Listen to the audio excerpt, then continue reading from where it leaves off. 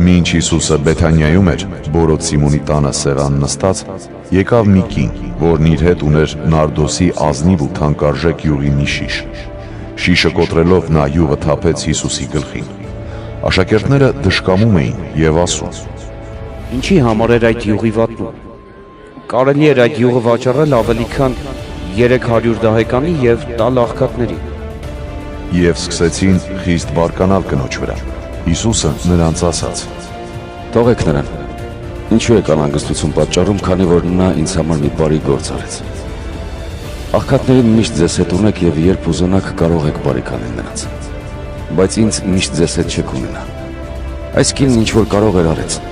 նա խորոկոծեց իմ մարմինը ի նշան թաղման պատրաստության։ Ճշմարիտ եմ ասում ձեզ, ամբողջ աշխարհում որտեղ էր որ քարոզվի այս ավետարանը, նրա հիշատակի համար կպատնվի նաեւ այն, ինչ նա արեց։